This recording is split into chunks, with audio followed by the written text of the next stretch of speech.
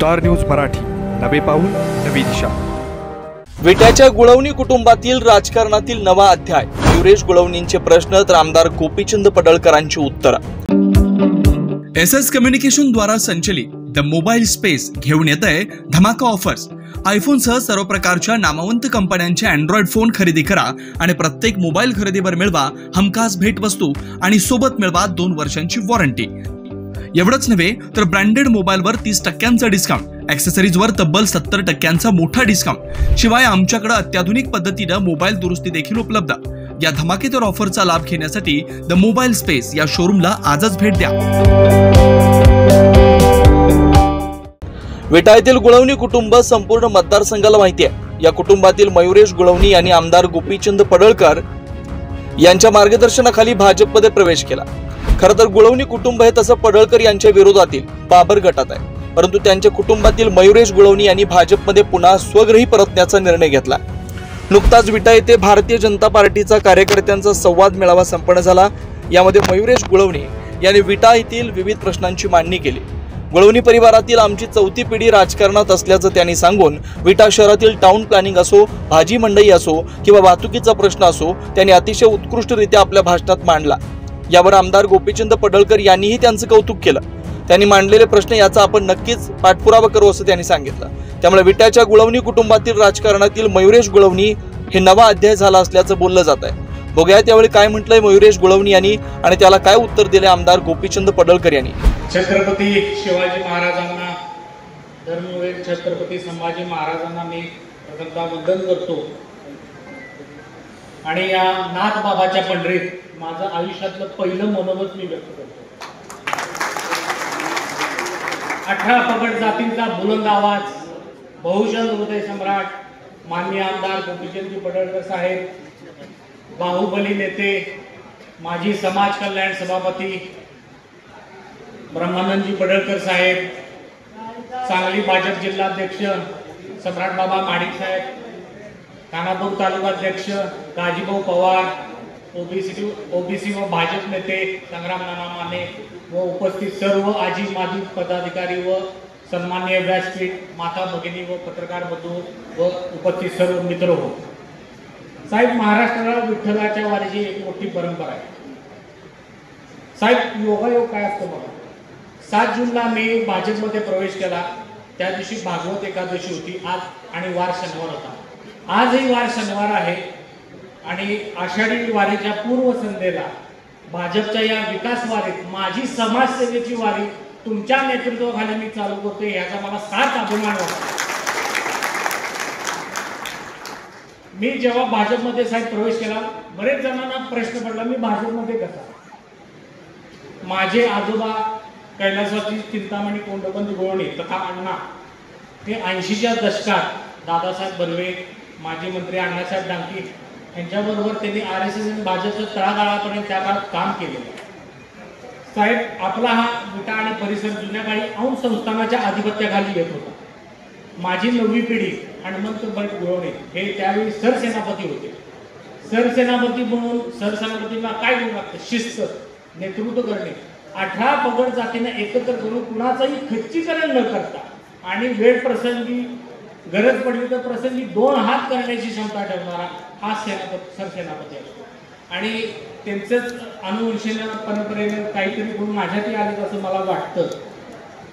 भाजप हा शिस्तप्रिय पक्ष आहे म्हणून मी तुमच्या नेतृत्वाखाली भाजपमध्ये स्वगृही परतण्याचा मी निर्णय घेतला।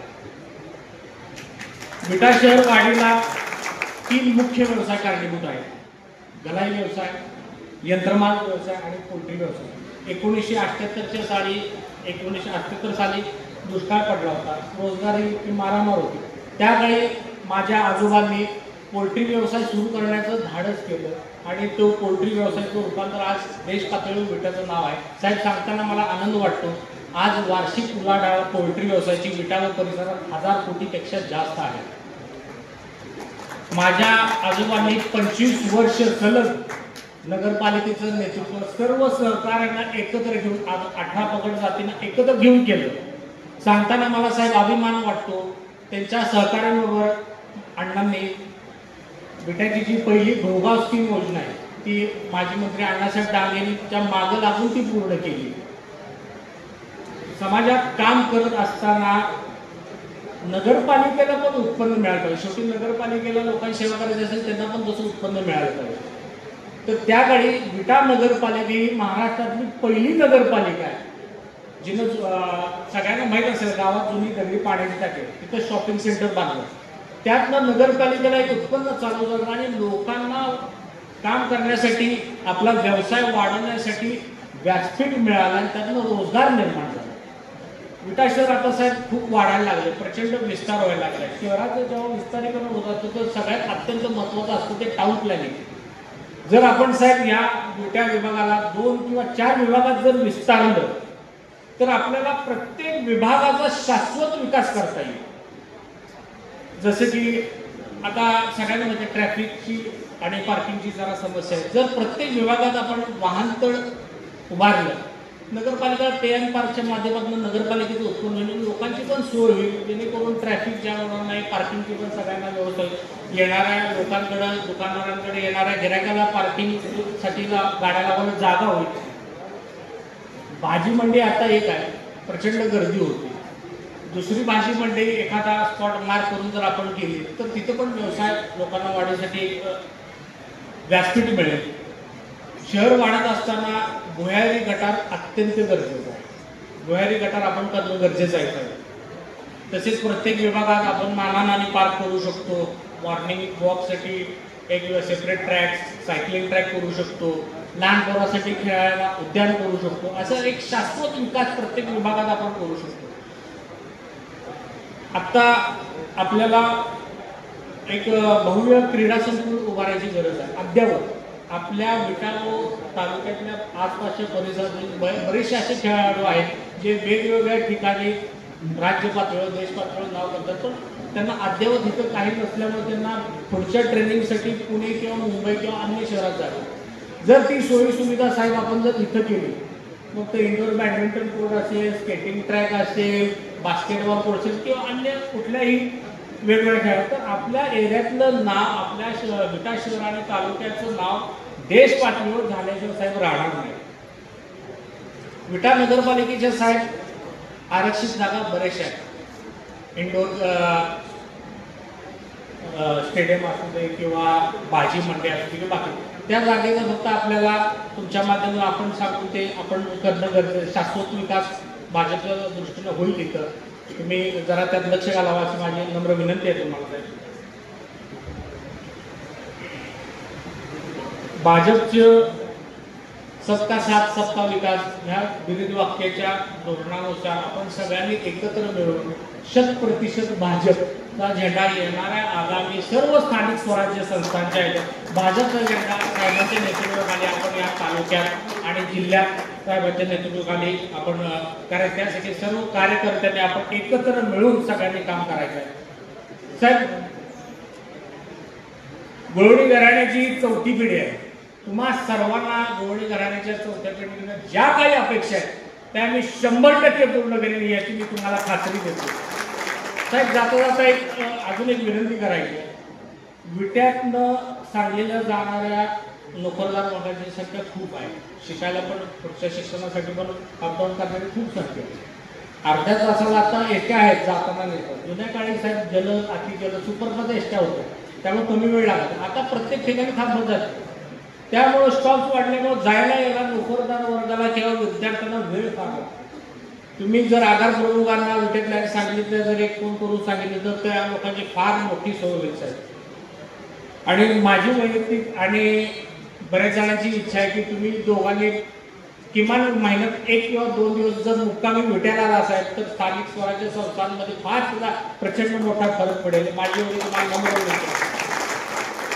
कैलासवासी अण्णांच्या पवित्र स्मृतीचे अभिवादन करतो आणि माझं 2 शब्द मी संपवतो. जय जय महाराज. धन्यवाद. आपल्याला खूप पोषक वातावरण आहे.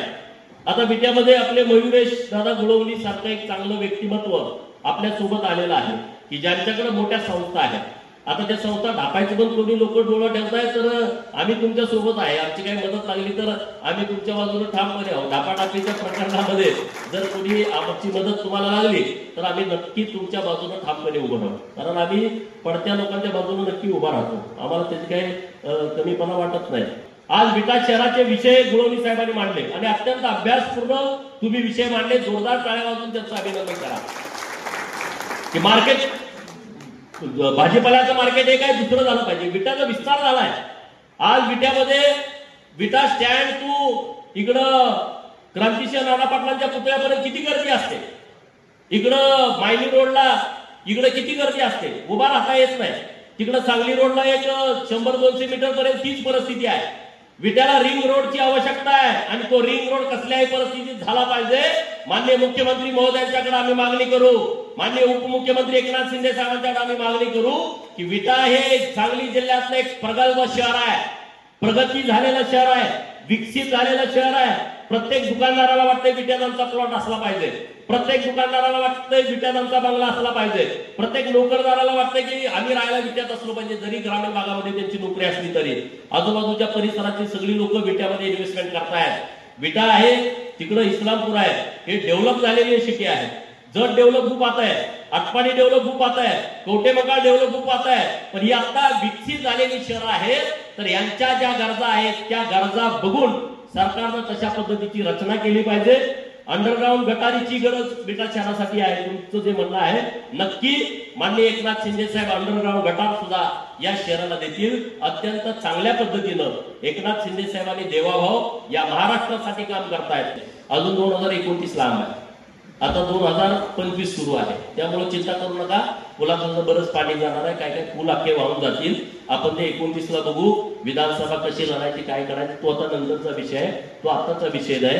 पण आता जिल्हा परिषद आणि पंचायत समितीला भारतीय जनता पार्टीच्या नेतृत्वामध्ये सिंगल निवडणूक आपल्याला लढायची आहे आणि त्या निवडणुकीमध्ये आपल्याला उमेदवार खूप चांगले आहेत, काही चिंता करण्याचं कारण नाही.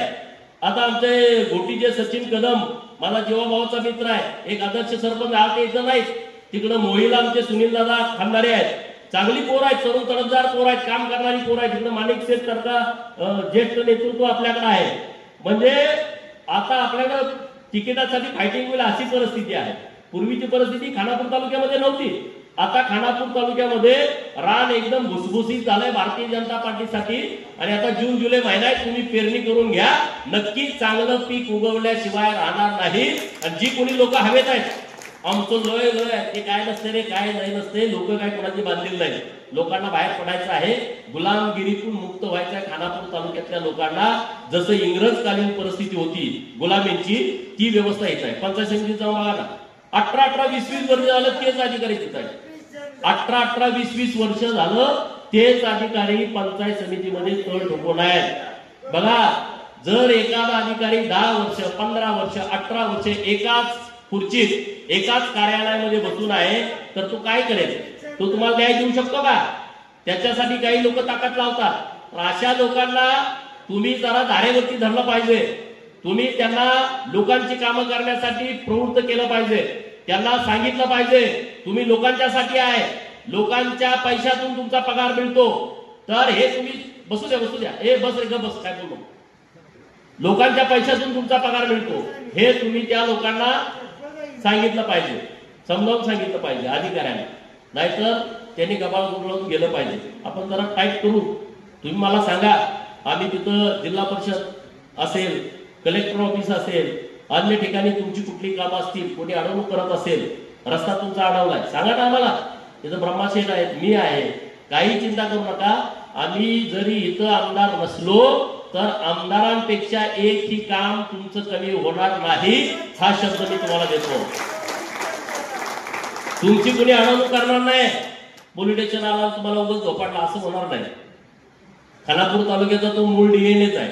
पोलिसाकडनं आणा चोपा, तलाट्याकडनं आणा उतार्यात खाडाखोड करून टाका, ग्रामसेवकाला सांगा घराच्या उतार्यावर काहीतरी उलट सुलट लिहून टाका. एकदा लिहिलं का काढायचं कोण, त्याला प्रक्रिया आहे. एखादा कंस जरी केला तलाट्यानं तर तो काढायला 2-4 वर्ष जाते. कंस करायला अडचण नाही, काढायला अडचण आहे. त्याचे नियम आहेत. तहसीलदारांच्याकडे जावा, सर्कलकडे जावा, तहसीलदारांकडे जावा, प्रांतांच्याकडे जावा, म्हणजे तुमचा वेळ घालवा, म्हणजे तुमचा पैसा घालवा. ही सगळी प्रक्रिया सुरू असते. हे सगळ्याला आपल्याला बाहेर काढायचं आहे. तुमच्या सगळ्यांचं पाठबळ आहे म्हणून आम्ही ते काम करू शकतो. तुमच्या सगळ्यांची ताकद आमच्या बरोबर राहू द्या. या खानापूर आटपाडीचा कायापालट करण्याच्या दृष्टिकोनातून आम्हाला काही कामं करायची आहेत. त्यासाठी तुमचा आम्हाला आशीर्वाद पाहिजे, त्यासाठी तुमची आम्हाला ताकद पाहिजे. स्टार न्यूज मराठीसाठी चंद्रकांत जाधव, विटा. आपल्या परिसरातील लेटेस्ट बातम्या पाहण्यासाठी स्टार न्यूज मराठी YouTube चॅनलला आत्ताच सबस्क्राईब करा.